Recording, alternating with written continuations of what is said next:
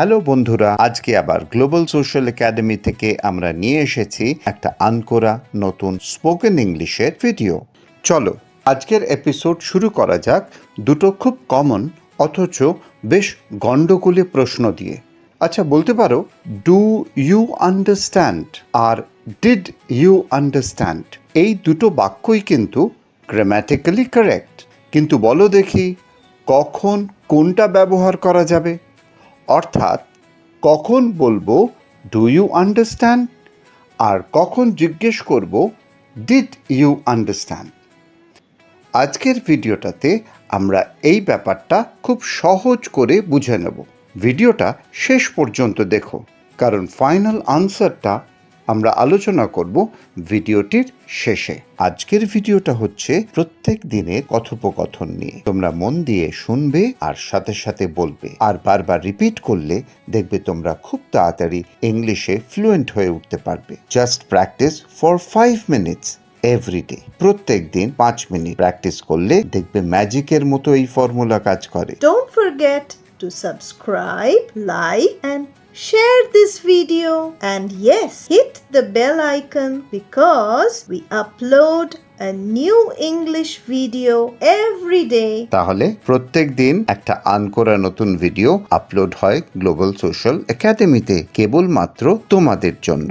আমি কৌশিক, আমি শুভশ্রী। আমরা চাই তোমরা খুব তাড়াতাড়ি ইংলিশে ফ্লুয়েন্ট হয়ে ওঠো। কি পারবে তো? তো লেটস টেক দ্য চ্যালেঞ্জ। শুরু করা যাক আজকের লেসন।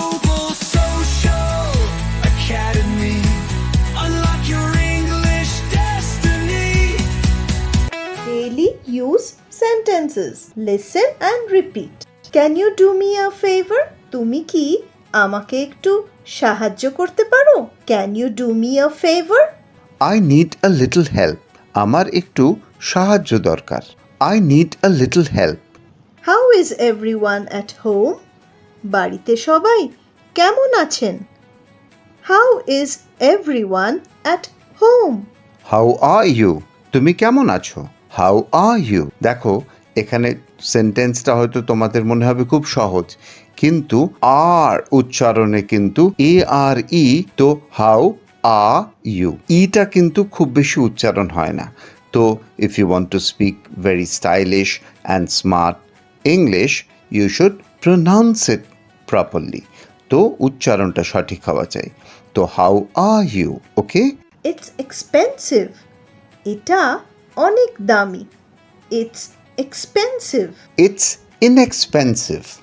ইটস ইনএক্সপেন্সিভ অর্থাৎ এটা সস্তা। এক্সপেন্সিভ তার অপোজিট হচ্ছে inexpensive.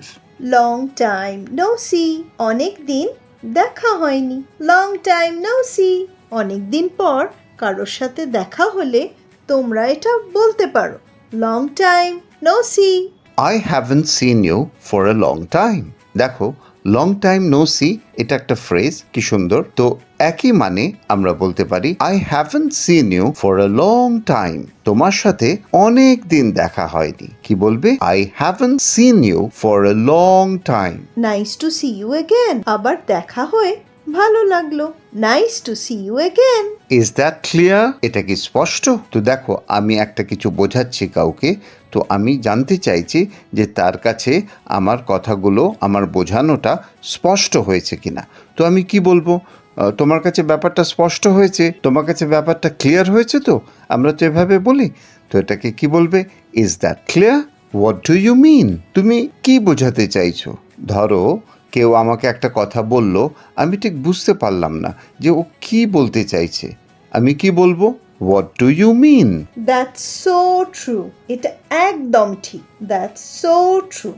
I have no idea. আমার কোনো ধারণা নেই। ধরো তুমি দাঁড়িয়ে রয়েছো একটা ট্রেনের জন্য। ট্রেনটা কখন আসবে তুমি জানো না, ট্রেনটা লেট করছে।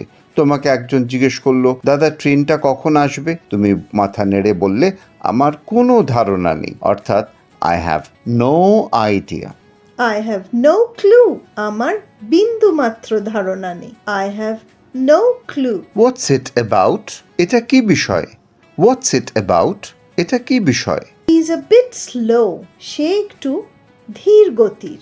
He's a bit slow. যদি কোনো স্টুডেন্ট একটু আস্তে আস্তে লেখে বা আস্তে বোঝে, তখন টিচার বলতে পারে he is a bit slow, সে একটু ধীর গতির। How is your health now? তোমার শরীর এখন কেমন? How is your health now? Are you feeling better? তুমি কি একটু ভালো বোধ করছো? Are you feeling better? I am feeling much better now.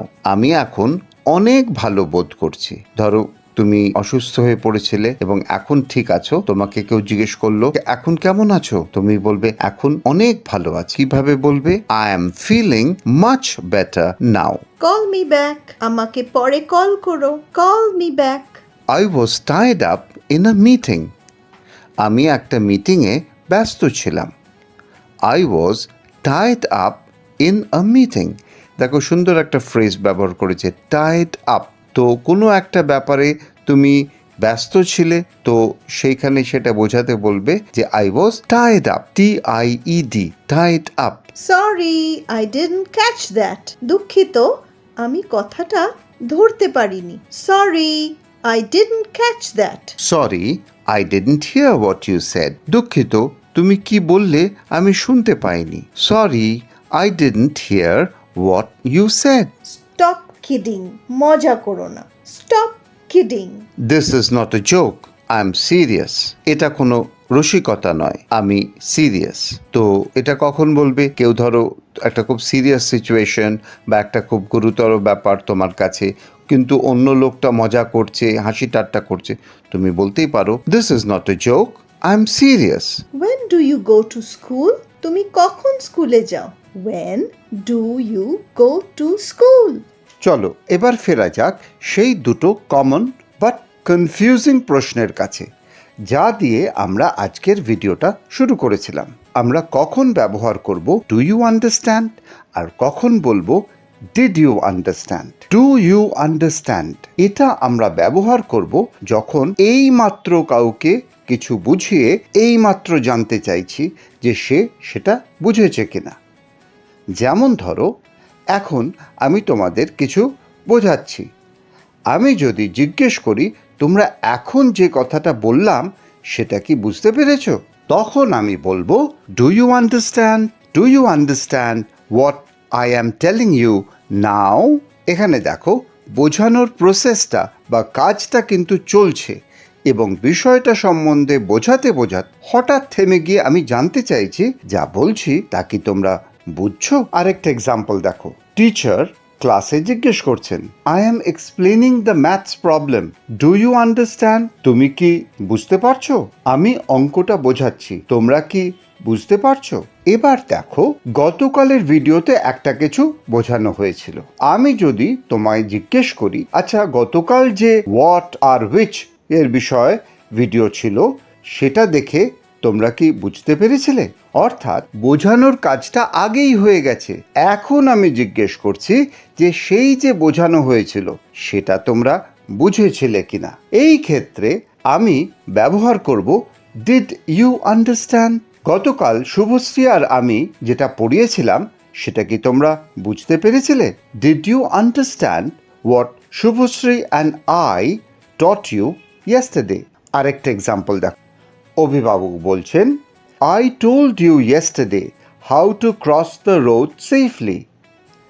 Did you understand? অভিভাবক বলছেন আমি গতকাল তোমায় বলেছিলাম কিভাবে রাস্তা নিরাপদে পার হতে হয়, তুমি কি বুঝেছিলে? ওকে, তাহলে এই কনসেপ্টটা আশা করি ক্লিয়ার হয়েছে। একটা কুইক রিক্যাপ, এখনের কথা যখন বলছি অর্থাৎ এক্ষুনি বুঝিয়ে এক্ষুনি জিজ্ঞেস করছি তুমি বুঝেছো কিনা, তখন আমরা প্রেজেন্ট টেন্সে জিজ্ঞেস করব ডু ইউ আন্ডারস্ট্যান্ড। আর আগে বোঝানো হয়েছিল, এখন জিজ্ঞেস করছি যে আগের সেই বোঝানোটা তোমরা বুঝেছিলে তো, সেইটা বলার জন্য আমরা পাস্ট টেন্স ব্যবহার করব, অর্থাৎ জিজ্ঞেস করব ডিড ইউ আন্ডারস্ট্যান্ড। ওকে, তাহলে একটা ফাইনাল কুইজ, তোমরা বুঝেছো কিনা সেটা আমার বোঝার জন্য বলো তো আজকের ভিডিওটা তোমরা বুঝতে পেরেছো কিনা। এইটা যদি আমি তোমাদের জিজ্ঞেস করি তাহলে আমি কোন সেন্টেন্সটা ব্যবহার করব? ডু ইউ আন্ডারস্ট্যান্ড না ডিড ইউ আন্ডারস্ট্যান্ড? উত্তরটা লিখে পাঠাও আমাদের, আমরা কিন্তু তোমার কমেন্টের অপেক্ষায় রইলাম। Bye for today. মনে রেখো রোজ 5 মিনিট শুনে শুনে বলো প্র্যাকটিস করো কানে শুনে and speak with confidence. তোমার ইংলিশ জার্নি শুরু হোক আজ থেকে And if you like today's video, don't forget to like, share and comment. And of course, subscribe to Global Social Academy. See you in the next conversation. Till then, keep listening, keep speaking, and keep growing.